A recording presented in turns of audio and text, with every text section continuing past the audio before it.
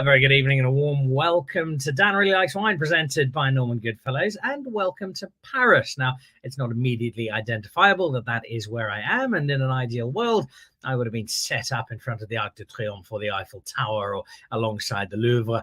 But I have a slightly shortened time frame because the moment this is done, I am jumping into my tuxedo and dashing off to the Place Le Vendôme to join the World Sporting Stars, the Laureus World Sports Awards, which take place in Paris this evening. It is an event I have been going to for most of the last 10 years, a celebration of the great sports stars, the great sports teams, and also great sporting achievement, as well as, very importantly, the Laureus Sport for Good Foundation, of which I am an ambassador, a foundation that takes the words of Nelson Mandela, the founding patron of Laureus back in Monaco in 2000, that sport has the power to change the world, and employs it in supporting projects all over the planet that on a daily basis are using a wide variety of sport to get kids playing, but also to get them learning, to get them away from social distractions of a nasty sort, and to just generally make the world a better place. And Laureus celebrates that in Paris this evening. So if you're watching this in South Africa,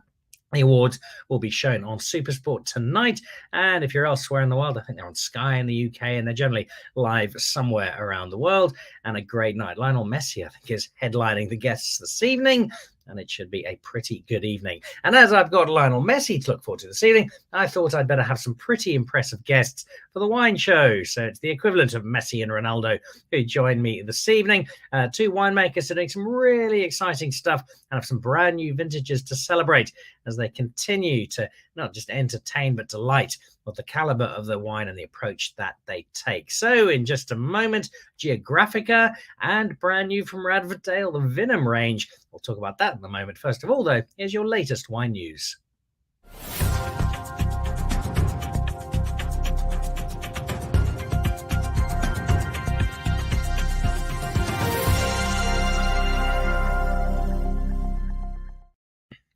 Now, this is coming up at dusk, an Uva Mira dining experience, 7 courses with enologist Christian Kutsia alongside chef and sommelier. And this is at dusk, putting together an evening that takes the Uva Mira estate and creates something really, really special.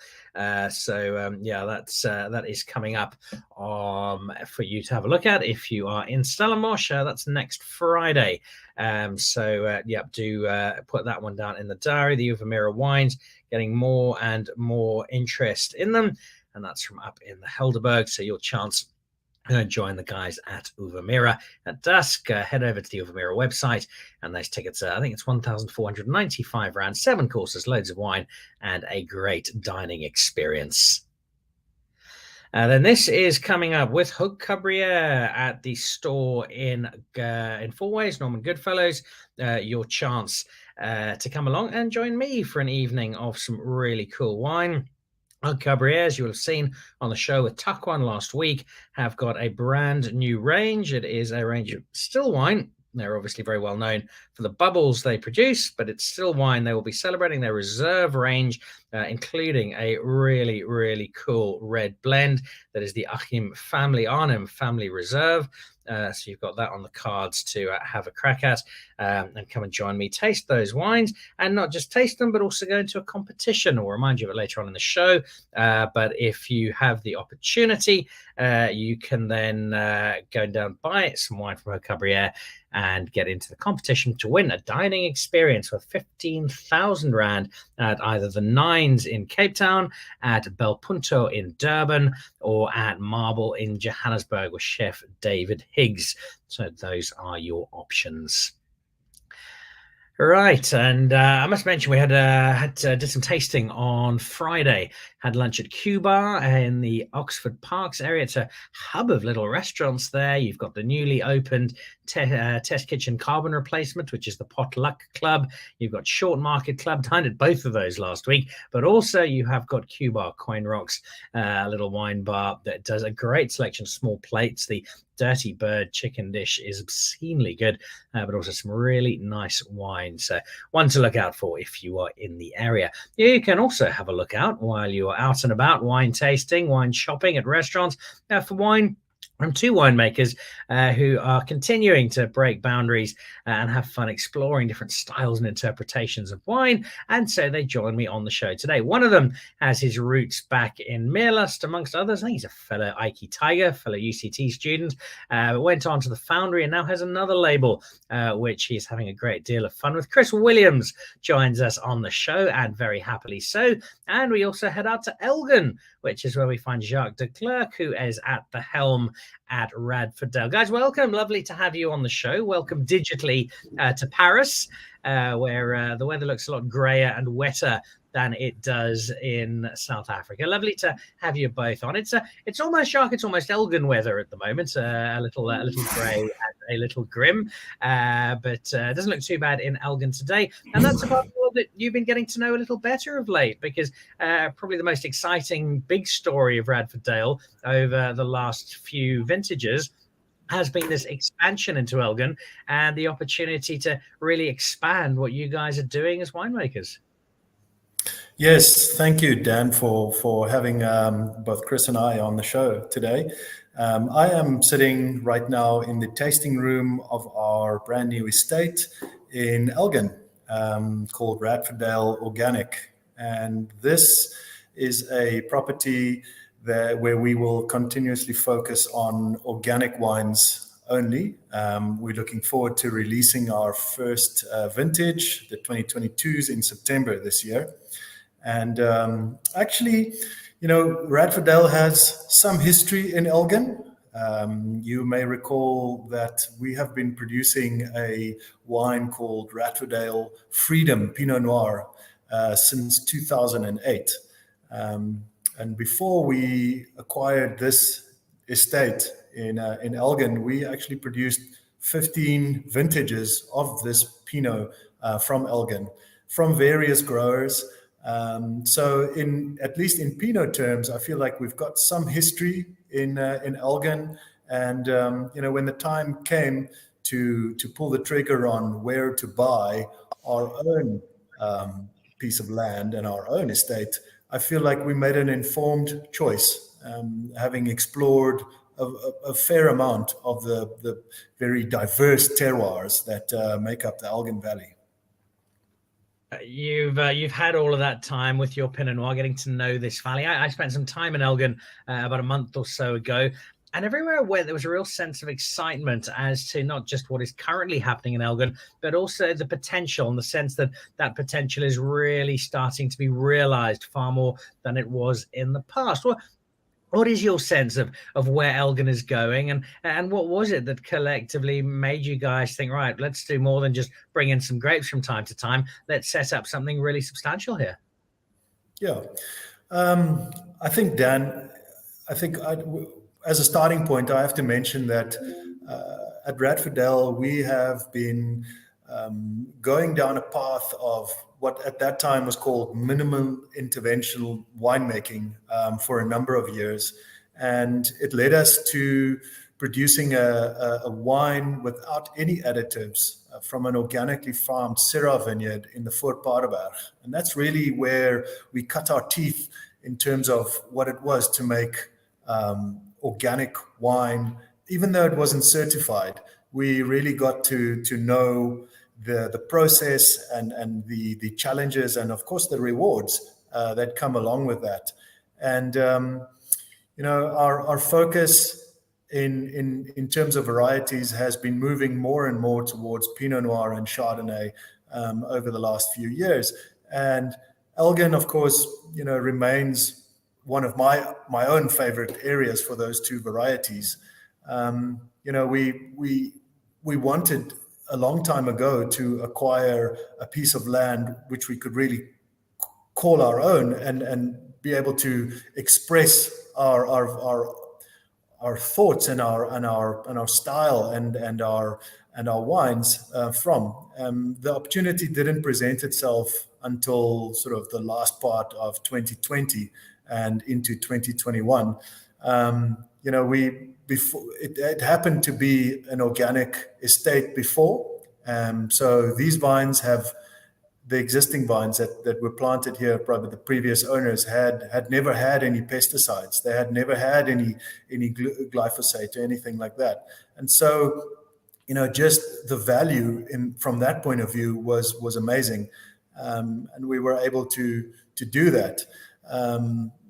What led us to that point of taking organics very seriously was the starting of an organic pilot project close to our main winery in Stellenbosch in 2020. We produced, for the first time, an organically certified Chenin Blanc.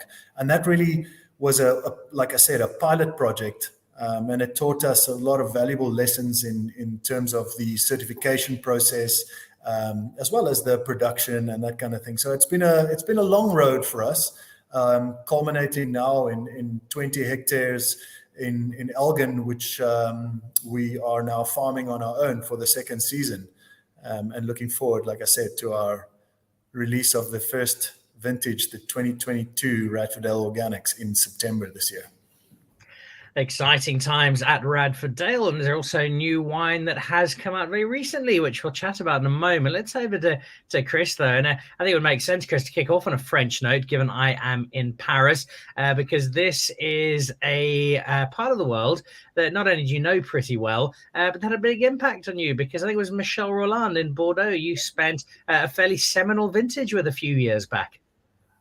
Yeah, I did a vintage. I was very fortunate to do a vintage at one of his properties in Pomerol back in 1997. Not a great Bordeaux vintage, but you probably learn more from those tougher ones than you do from the easy ones.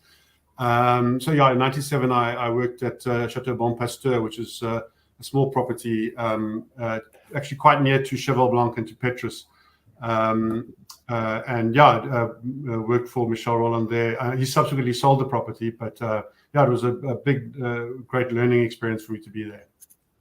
And that is one chapter that sticks out. The big one, though, I think for most South Africans, the moment they hear your name, I think most people are now well aware of the wine you're making currently, but that long and storied history with Meerlust and playing such a big role in directing it to where it is today, those were not just incredible days for those of us who got to drink the wine, but I'm sure ones that are still very firmly imprinted at the heart of your wine story, Chris. Absolutely, and from where I'm sitting now, I'm literally about 25 meters from one of the Meerlust Cabernet vineyards, because my house is on the border of Meerlust still, and I'm not planning on moving. So I do joke with Hannes. I tell him that I keep an eye on what's going on. But from what I can see and what I've been tasting, it looks like the property's in good hands. But yeah, I was very fortunate to actually start my career in 1995 as a junior winemaker at Meerlust under Giorgio Dalla Chia. And then subsequently spent a total of 22 years there. And the last sort of 16, 17, I was the cellar master. So I have a huge love for Meerlust, and I felt that we took the place into the right, on the right direction. And in 2020, I turned 50. And so I decided that was the time to break out on my own and then focus on the foundry and then to do other projects, of which Geographica is one of them. The sheer scale of the Meerlust, probably the size of the name, the awareness of the brand, Rubicon, is such an iconic South African wine. 50 seemed like a good time to move on. But how difficult was the decision to say, right, I'm going to leave behind a South African icon and start this brand new adventure? Dan, it was really tough decision. And one that I actually second guessed quite big time as we went into COVID in 2020, as you can probably imagine. But it was a question of I still had a lot to do. The foundry was wanting to grow on its own in any case, and I had a couple of other ideas of some other projects I wanted to do. And it was just really a question of time. Do I dedicate my time to my own project, the foundry, or having pretty much achieved what I set out to do at Meerlust? I thought the time was right to hand it over to younger blood, if you like, and step out on my own. And also wanted to sort of have a little bit more time for other things as well, not only my career. So it was a tough decision, but in hindsight, one that I'm glad I took. I've got no regrets. It's offered you a different path in terms of winemaking, because the style of the wine, if we start with the foundry before we look at the Geographica, the style of the wine, the varietals you use, there is a lot of difference. Is that one of the appeals when you start a new chapter like this, that you can almost have a fresh slate and write all those things I haven't done, I can now have a crack at and see if I'm any good at making something completely different? Absolutely. I think if you look at the Geographica wines, it's the Chenin and the Cab Franc, and the Cab Franc was no mistake, because of my many years at Nihilist, often the single best batch of wines was Cabernet Franc. I'd say certainly the majority of the time. It's such a well-suited variety to Stellenbosch in general, and to the area where Nihilist is in particular, that I always wanted to do a single varietal Cab Franc. Of course, the Nihilist Cab Franc always went to the Rubicon, and it's right that it stays as part of the Rubicon, because it's a big part of the quality of that wine. So it was nice to strike out and do something, a Cab Franc on its own. And then the other wine that I've done under the Geographica label is also a Stellenbosch Chenin from very, very old vines up on the Helderberg. And the main reason, well, one of the reasons for that is, the foundry is based in the Voorpaardeberg. A lot of our grapes come from the Voorpaardeberg. But being so much in love with Stellenbosch, I definitely wanted to keep a foot in the Stellenbosch region. I'd come across in my travels little patches of vines which were so compelling in their own right. Just crying out to be turned into interesting wine. That's what the Geographica project is all about. So yeah, it's I think varietally speaking, the wine are quite different, but I think the ethos is still very much the same. It's trying to make really delicious, authentic wines that have a sense of place and a sense of character, and where the winemaking is actually subservient to the geography of the area, hence the name Geographica. We'll find out some more about Geographic in just a moment. Let's head back to Jacques de Klerk, though, and Radford Dale, and his new selection of wine that arrived in the Dan Really Likes Wine cellar about a week or so ago. A great collection that I'd already read quite a bit about, because I'd unfortunately missed a fantastic tasting that had happened a few days earlier. Let's start with the broader question of this range, the Vinum range. Where does it fit in? What's the thinking behind creating this standalone space? Well, Dan, I'm sure you are by now fairly familiar with the Radford Dale terroir selection wines. Those are wines that we have been producing since the very beginning of Radford Dale. And in the terroir selection, the focus has always been to make site-specific, and in many cases, single vineyard wines. And there was a broad range of varieties included in this. And in each case, a vineyard was sought out to best represent what we thought was the greatest example of that chosen variety. And this, for a long time, represented very much the pinnacle of what Radford Dale did. And then, we had the Winery of Good Hope. We had Vinum and that kind of thing, and there was a bit of a gulf between the very top end and where we were with Vinum and with the Winery of Good Hope.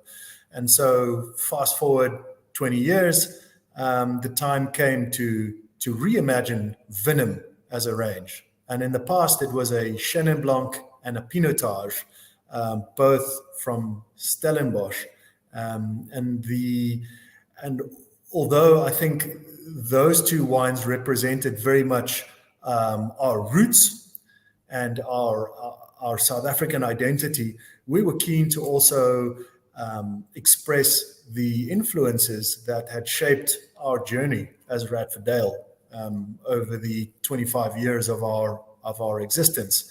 And so the question came to us, like, how do we do that? And Chenin Blanc and Pinotage had already been established within the Vinum range. But then, Grenache, Gamay, Chardonnay, and Chenin were the varieties that we choose. So we have 6 wines, and that we feel like all of those represent the the best of what the Cape can offer. So the Pinotage and the Chenin Blanc were the stalwarts of the range since the beginning. Then we added a Gamay and a Grenache, and subsequently a Pinot Noir and a Pinotage. So the idea with these wines was very much taking Radfordale thinking and Radfordale style and spreading it to a slightly larger viticultural footprint.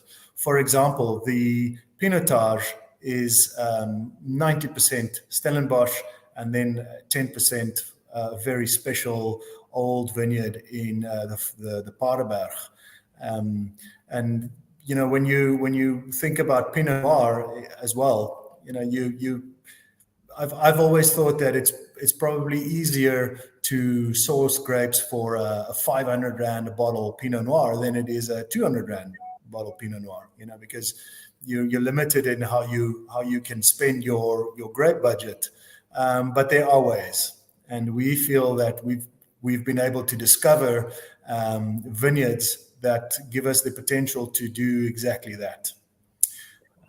If I think back to when I first came to South Africa, first started drinking wine, we were chatting just before the show online, and I was remembering drinking some what I think was Chris's at the time, Meerlus Rubicon. A lot of the wine, my university days, my first days writing about food and wine from a red perspective, was often of that bigger, bolder, more pronounced style, which a wine like the Rubicon embraces so brilliantly. But I'm seeing more and more South African red wine where there's a different approach, a different philosophy, a lot of refinement, a lot of lightness of touch, a lot of elegance, particularly grapes. I think like your Gamay coming from Elgin, where the coolness of the climate is then reflected in the interpretation of the style. Is that a conscious decision from you as a winemaker? Is that where you think South African wine is going, or is this just fit the bill for your terroir combined with what you're looking to do?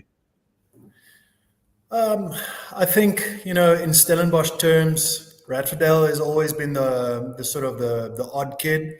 You know, our neighbors in Stellenbosch around us, you know, they have all the region has become known for fairly bold wines made from Bordeaux varieties. The Pinotage, especially coming from Stellenbosch, has also been a bold variety. In the later years, we've seen more Syrah and Grenache and Mediterranean varieties make their way into Stellenbosch, and that's really where our focus has always been. You know, we were early adopters of Chenin Blanc as a premium grape, and we, you know, in the early years, I believe we were part of the rebirth of Chenin Blanc, and that's why we called our Chenin at the top in Renaissance. So the Pinotage is something that we've been doing for a while. Our influences in terms of Burgundy and Beaujolais and how we approach making Cinsault Pinot Noir have influenced our approach to Pinotage, so much so that you know, we were perhaps one of a handful of the producers that were chasing a different style of Pinotage, using whole berry fermentations and in some cases whole bunches, carbonic maceration, and that kind of thing led us to a space where we could express a different side of Pinotage. The Grenache came to us quite late. We were able to access a vineyard planted on our home farm in Stellenbosch, and that was the impetus that we needed. Gamay is something that we've got a 10-year history with. You know, it's a fairly unknown variety in South Africa, but internationally, it's probably one of the hottest categories in the world. And we were serious about it quite early on, so much so that we planted the first Gamay vineyard in Stellenbosch. It was the first time that anyone had planted Gamay in 20 years, and that was established in 2017.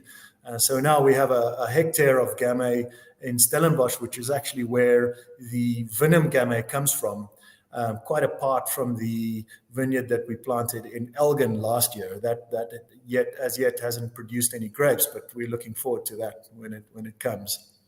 The Chardonnay is an interesting one because we, with the acquisition of this Elgin property, realized that our terroir selection should really come from Elgin in Chardonnay terms. So it begged the question, what do we do with our existing Stellenbosch vineyards if we are going to be focusing on Elgin for Chardonnay at the terroir selection?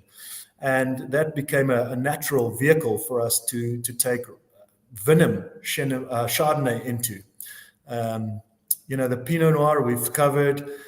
So it's a collection of wines that represents Radfordale mentality, Radfordale style at a price point with which we are able to access a larger audience. And that really underpins what we're doing at Radfordale Organic in Elgin.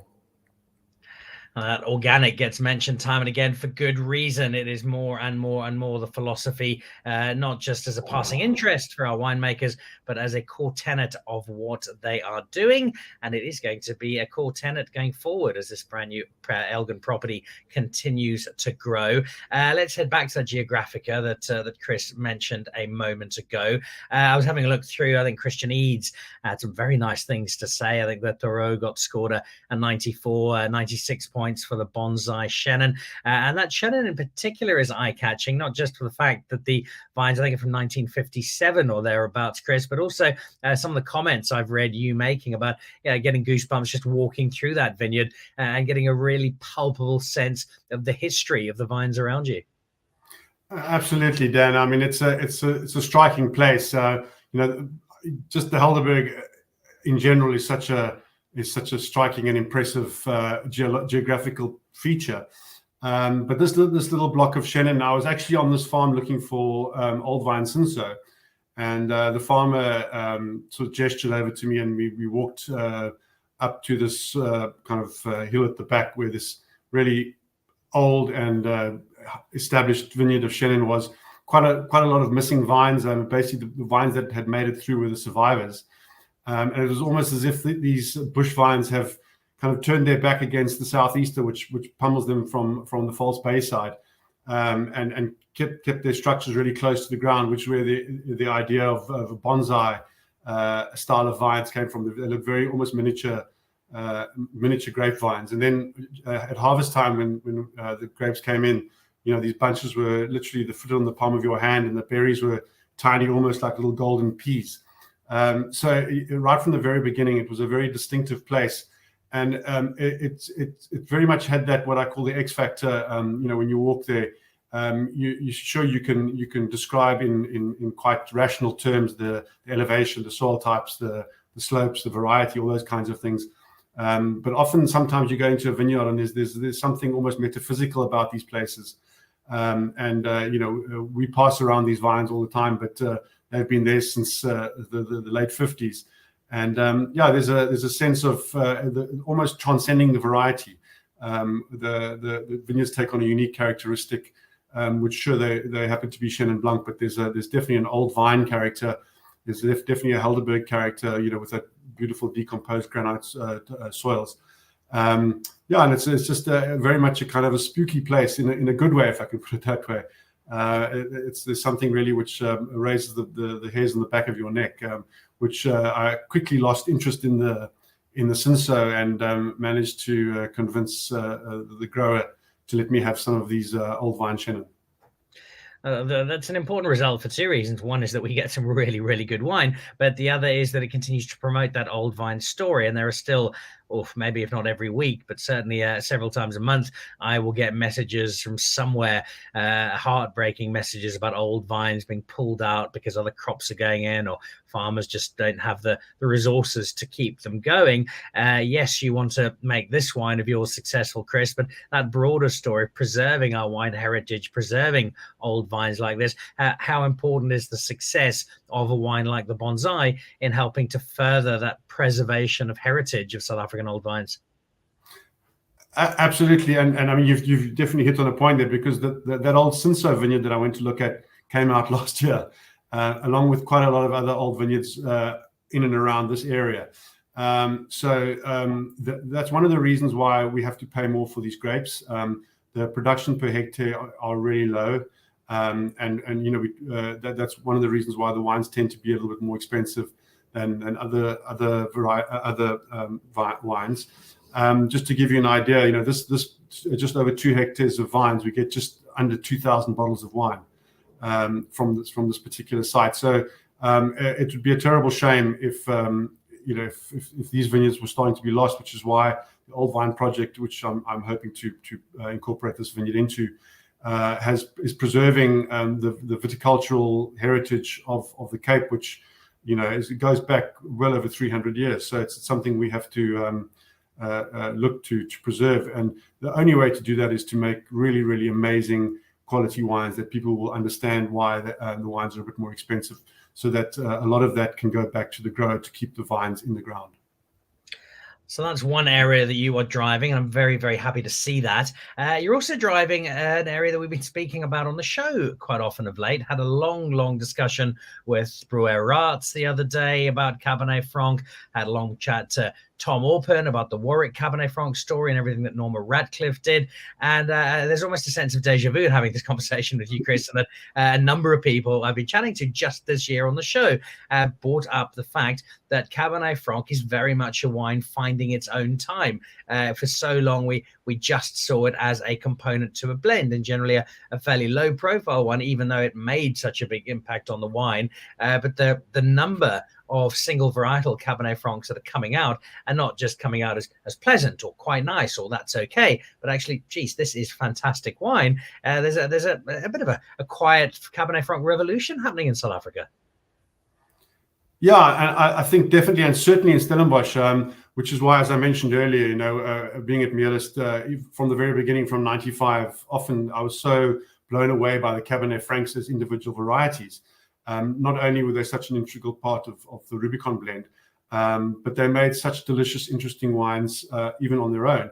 And I think what personally I love about the Stellenbosch Cab Francs and the style of wine that I tend towards is that with Cab Franc you can get all the intensity of flavor, all the complexity, the sort of layers of various flavors without the weight and extra structure that you get with something like Cabernet Sauvignon.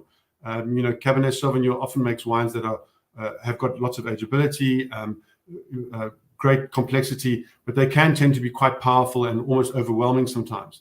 And primarily as a Burgundy lover, lover of Pinot and in particular red Burgundy, I found the older I've got, the more my tastes have tended towards lighter bodied wines, but still with that intense flavor profile, the energy and complexity of something like great Burgundy.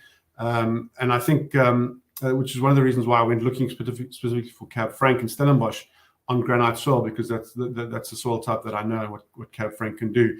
And purposely from the very beginning, the Geographica Thoreau Cab Franc has been made in a lighter style, touching on what Jacques said, with some whole bunches, some whole berries, and looking for the character of the wine to come more from the intensity of flavor, the core of fruit, rather than structural elements like tannin and sort of oak. So it's looking for sort of quite a tight, linear, live package of wine, but very much without the excess weight of a fuller bodied wine. And I find those sorts of wines in particular as well go really well with food. And sometimes we can forget that most wine, I think, is drunk, or a large proportion of wine is drunk in combination at the table. And food friendliness is such an important part of that. And I think Cab Franc does make wines that are quite food friendly. And then also, if you was talking about guys like Brouwer and other producers, Warwick, I think Cab Franc is one of those varieties that have really found a home in Stellenbosch. It seems to quite like those long, hot summers that we've got. It tends to burn off those grassy, greener flavors that you can get. But having said all that, the clay soils allow the core and intensity of fruit to remain. So you're not drying the wines out at all. So I think as the vines get older, it's going to show more and more complex wines coming through from the vineyards planted in Stellenbosch. The Thoreau in question, I think, is Henry David Thoreau, the author and naturalist. Why him? Why does he get the honor of this wine? Well, I'm a lover of literature, and in fact, before I was a winemaker, I had the ridiculous idea of becoming a lawyer. So I love literature in general. And Henry David Thoreau was a writer on the east coast of the U.S. in the 1850s, 1860s, and he, funny enough, he was also sort of lived in a town and became a little bit alienated from himself and from his fellow citizens, and decided to withdraw to the wilderness, to a place called Walden, which is the book is called Walden. And a lot of the book is about how the human spirit is revived and reconnected with itself and with other people through the power of nature. So for me, Henry David Thoreau was probably one of the original environmentalists, if I can put it that way, understanding how important nature is, not only to the human spirit, but to our physical sustenance, and how we can so easily forget that. And so I wanted to make this wine in honor of him. And I have a quote on the back from him. He was not only a great essayist and author, but he's got a lot of quotable lines. And the line I've used in this vintage is that one should always beware of any enterprise that requires new clothes. And this is something I've adhered to. You know, if you think of going off to boarding school, going off to the army, you always get a new set of clothes. And so one should always take care when someone tells you need to buy new clothes. Dear. One of the parts I love about Dan Really Likes Wine, aside from drinking some really good wine, is the stories that come through and the stories behind the wines, the winemakers, the adventures that they have. And I suspect we could spend rather a long time chatting through stories of both of our winemakers. We'll just have to have them back again pretty soon. But I know they have got looming load shedding and I've got a looming red carpet to get to. Before we do wrap up, though, I just want to have a look at where things are headed. Jacques, we know you've got the Elgin property up and running, this new space, which looks fantastic from what we can see. As you look forward over the next few vintages, both in terms of the wine you're producing, but also the philosophy that you're embracing with this wine, what can we expect from you and the Radford team? Well, Dan, I think I've mentioned a few times already, 2022 was our first vintage from our own farming and from our own viticulture and winemaking here in Elgin at RDO, our new estate. And we will be releasing those wines in September. It also coincides with Radford's 25-year existence. And of course, there will be a number of celebrations surrounding that. But we're very excited to be releasing an organic Chardonnay, an organic Pinot Noir, as well as a Cabernet Franc and a Semillon, first for Radford.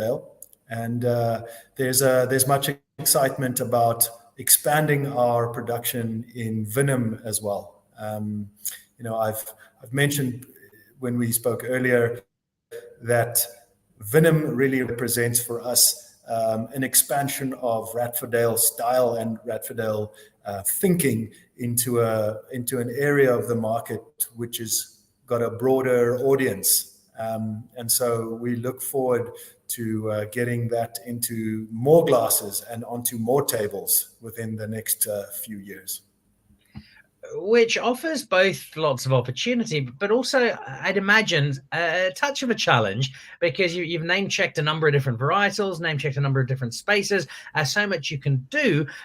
But there is only so much you can do as a winemaker, as a property, spreading yourself through all of these different opportunities.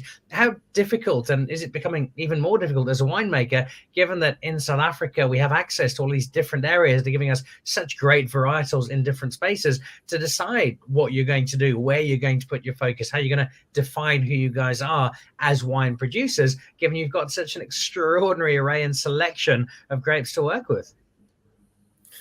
They say the challenge is offset by the strength of the fortitude. So I think we're very serious about what we want to do, and we have for the first time in a very long time, have a very clear picture of where we're going with Radford, and that does mean that we are also rationalizing Radford, the offering of Radford wines, especially at the terroir side of things. So there are certain things that we have discontinued.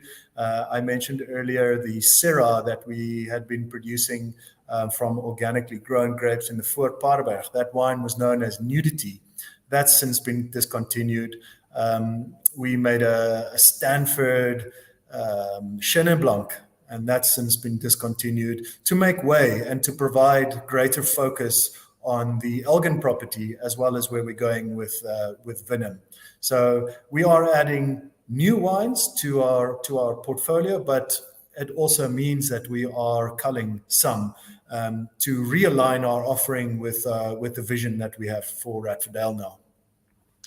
The juggle that is part of the winemaker's lot. Just quickly, Jacques, before we jump back to Chris and wrap up, the new space looks fantastic. Can we come and visit? If so, where do we find you? Dan, we look forward to having you here, as well as all wine lovers. We are open by appointment, and we have a fully operational tasting room featuring not only our Elgin wines, but also our Stellenbosch wines and wines from further afield produced within the Radford stable. We are situated on the Appetizer Road, just off the N2. And we are open, as I mentioned, by appointment. You can make contact with us at radforddale.com. And we are looking forward to the summer months and as I said, the launch of the Radford organic wines and driving traffic here through our tasting room. You've got plenty of reasons from Jacques to go and visit. Not just does it look terrific, but there is plenty of fabulous wine, including the new Vinum range and new wines on the horizon as organics plays an increasingly big role. Chris, what about you with Geographica? Is expansion in mind? And if so, where are you headed? Which other vineyards can we count on you on saving for us, Chris Williams? Well, it's very fortuitous that you had Jacques on this afternoon, because I've actually got an Elgin Pinot in my barrel room at the moment from 2022, which will be bottled in the next month or so. As I mentioned earlier, Burgundy has really always been my sort of North Star when it comes to fine wine.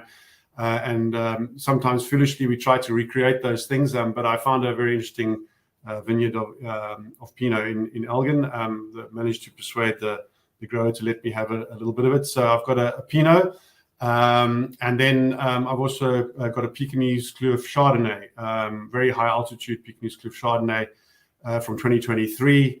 But these are still, the Chardonnay in particular is still very much experimental, so we must still see if that makes the cut to go into the Geographica range.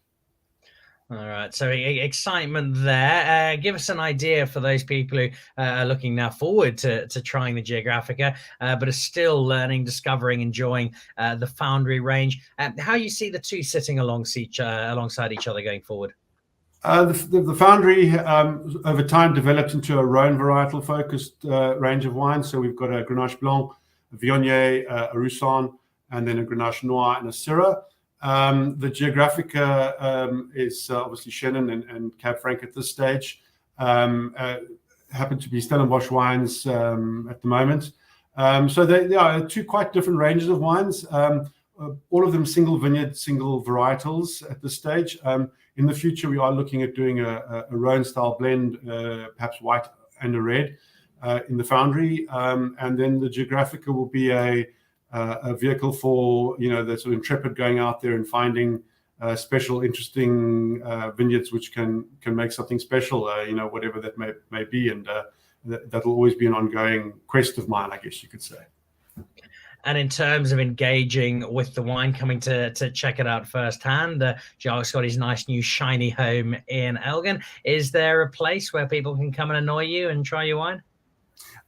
There is. It's not a nice new shiny place. It's a lovely atmospheric old winery in the Fort Paardenberg. It's had some previous quite illustrious tenants. We're based on the Slent Road in the Fort Paardenberg, and tasting is also by appointment, preferably not during harvest time.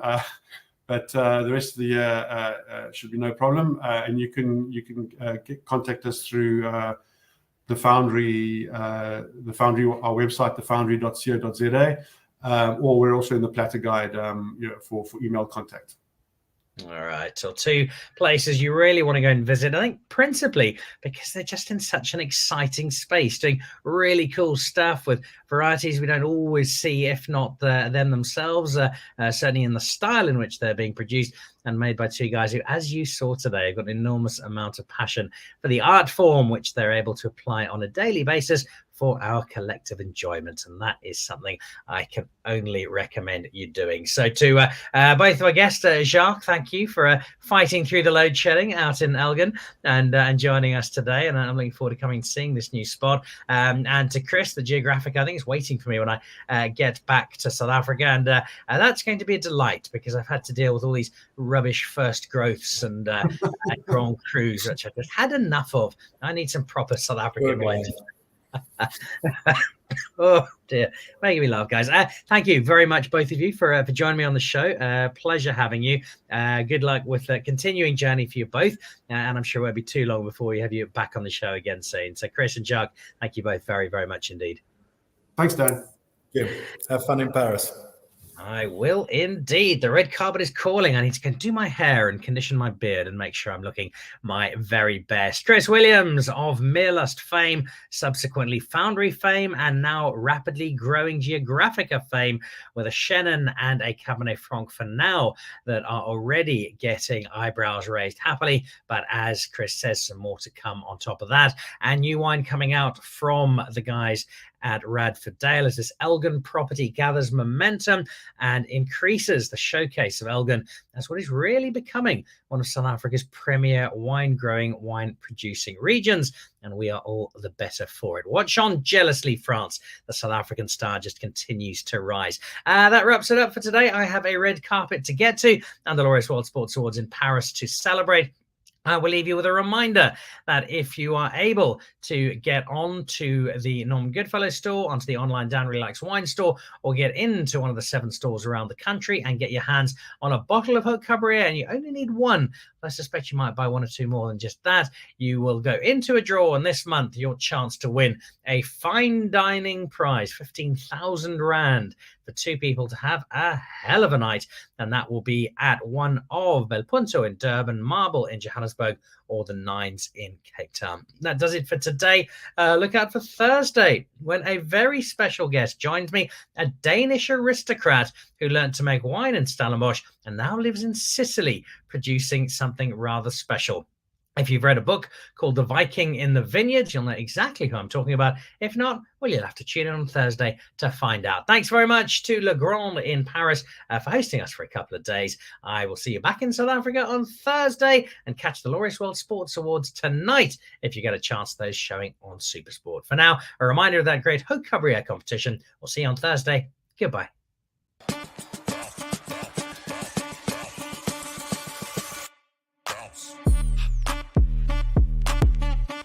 In the month of May, your chance to win a fine dining experience with Norman Goodfellows, Haute Cabrera, and Dan Really Likes Wine. Simply buy any bottle of Haute Cabrera wine. That could be a bottle of the Pierre Jordan Bubbles or one of their still wines, including the brand new Reserve range, and you'll go into the draw to win a night out for 2 people for a fine dining experience valued at 15,000 Rand at either the Nines in Cape Town, Bel Punto in Durban, or Marble in Johannesburg. Get your wine either online at any of the Norman Goodfellows stores or online at the Dan Really Likes Wine store, and you're in the draw to win that fabulous prize through the month of May with Haute Cabrera, Norman Goodfellows, and Dan Really Likes Wine.